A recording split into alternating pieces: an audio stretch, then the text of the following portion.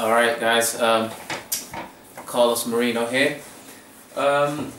So I've just watched the video on the announcement for the PlayStation 4 and I'd just like to talk a little bit about it and what I think. To be honest, I'll go straight to the point. I'm not completely impressed, I'm not totally convinced. It's definitely going to be a more powerful machine. It's definitely going to be able to play a wider range of games. But my conclusion really is it going to be worth the money? A. Is it going to do everything that they suggest it's going to do on the video, and I'll talk a little bit about that in a second. And will it basically improve the PS Vita, the functionality and usefulness of the PS Vita? Will it coordinate well with the current PS Vita format, and will it enable the PS Vita to do a wider range of things? Because at the moment I have to agree with many people out there who have the PS Vita, many owners of the PS Vita, that it does not function well with the PS3, and basically does not, the remote play is useless for majority, if not 99% of the games. So they haven't tapped into the potential of the Vita, and it saddens me because it's the most powerful portable device out there, and I think they just could have done a lot more with it. So to begin with, if we look at the specs, looking at the specs of the PlayStation 4, they're saying one of the main things that they are in about is the 4 GB of RAM.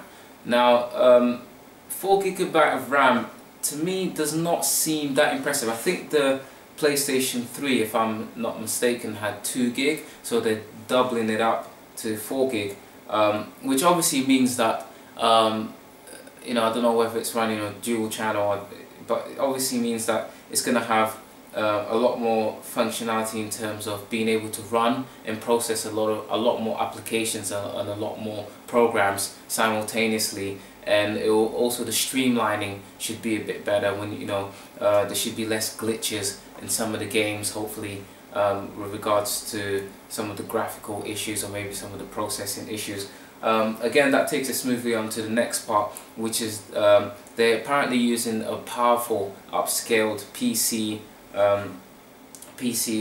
format for the hardware. So basically, the way that they're going to build the PlayStation 4 is going to be a supercomputer sort of or upgraded. I can't find the right word for this. It's an upscaled supercomputer, super PC, I can say, super PC personal computer design. Basically, they're going to utilize the personal computer spec and design, the way it's put together, and they're going to put it together, I suppose, with the motherboard, graphics card, etc. Put it together in the same way that that you'd have on a personal computer. They're going to utilize the same format hardware-wise for the PlayStation 4. Now, what does that mean? That means that basically it will be competitive. It will be more competitive in the market, meaning that it will basically try to challenge the PC formats, the PC games that are out there. That it would probably try to challenge maybe the OS, maybe the Windows 8, the Mac, but mainly for PC games and and gaming PCs. The hard drive, they're not specifying how big of a hard drive it's going to have, but it's obviously the DDR RAM combined with the usage of a hard drive is supposed to make it run smoother and make the PlayStation 4 just run a lot better without any glitches again. I'm not too impressed. I'll tell you why in a bit. I'm not sure. They're talking about using the DDR5 graphics card, which is basically DDR5 you can only get in some of the top end, high end gaming PCs or graphics cards, gaming graphics cards at the moment, and it's going to cost a bit. My main concern is if they're going to really utilize the PC spec and they're going to get all this hardware together, the PlayStation 4 is going to be expensive, because a DDR5 graphics card is going to set you back, at least if you're looking for good quality, it's going to set you back at least anything from £180 upwards, 300, £400. That's expensive. That's a lot of money. That's if you're looking for quality. I don't know what sort of quality they're going to be putting on the PlayStation 4.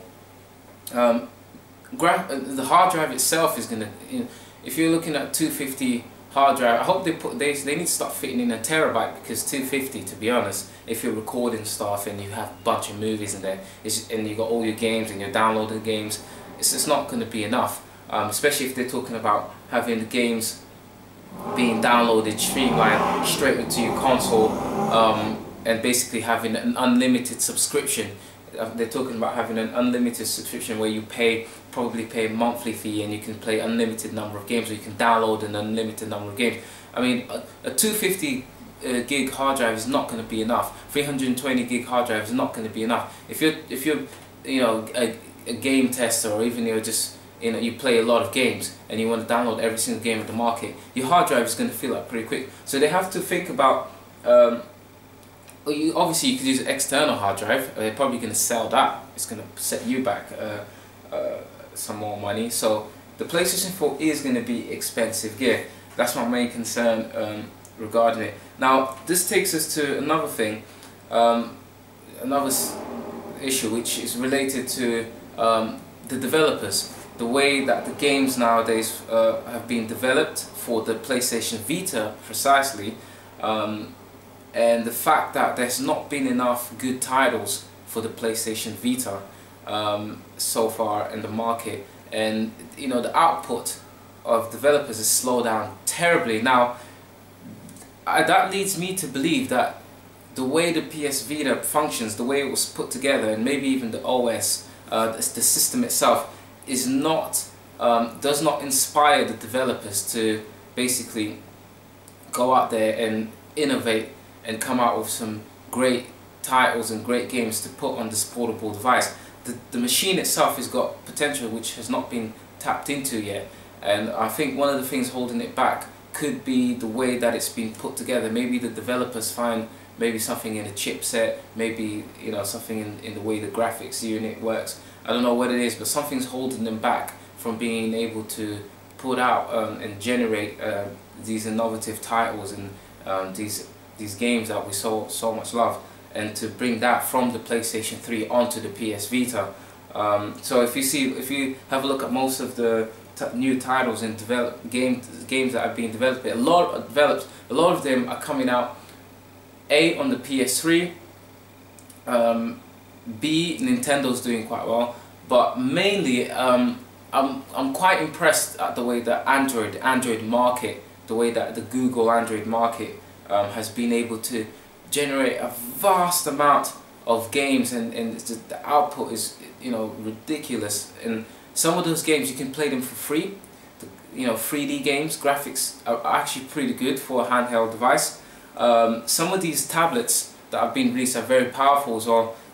So the PS Vita, also another thing that's held it back, it's had a lot of competition. So developers are probably more comfortable bringing out titles on the Android market, which would be more suited towards the tablet devices which are currently on the market, and maybe the OS, the actual OS and the actual operating system, Android, Google Android, is actually a lot more sophisticated, probably more sophisticated. If we were to do a comparison of the PlayStation Network or the PlayStation Store with the Google Play Store, I mean, you're limited. If you most of the stuff that you're downloading on the PlayStation Network is limited, completely limited to PlayStation devices, right?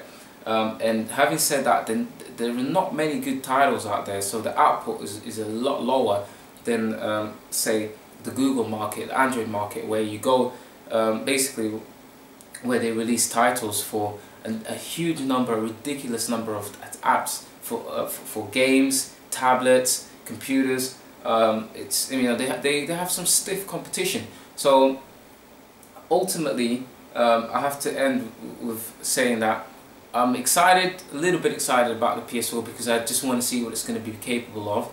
I have a feeling that Sony, once they released it, they probably would have learned a lot of you know, from the PlayStation Vita, so they're unlikely to make the same mistakes again in terms of making. They have said they've been communicating with developers, and they have been talking to developers about making the console a lot easier to release titles on and to develop games for. So we'll see whether they learnt their lesson from that. I still think price-wise they're going to have stiff competition regarding all the components that are going to be in the PS4 and how much they're going to cost. I don't know, you know, how big a hard drive they're going to bring out, because if you're going to be downloading a lot of games, they're going to have to bring a big hard drive, and that's going to cost again. So, you know, I'm excited to see, but at the end of the day, as of now, I still prefer my PC. If they're talking about 4 gig of RAM, you know, I've got 16 gig of RAM. I can install 32 gig of RAM if I need it. I don't need that. If they're talking about a new remote control which is more compact and allows for touchscreen, etc., it doesn't bother me too much. I've got my old school Logitech keyboard and my Rat5 mouse here, which I'm very happy with. Just makes gameplay a lot easier. The visuals are better. GDDR5 graphics card, you know, I've already got that, and it works pretty well on the PC, and the graphics are really good. So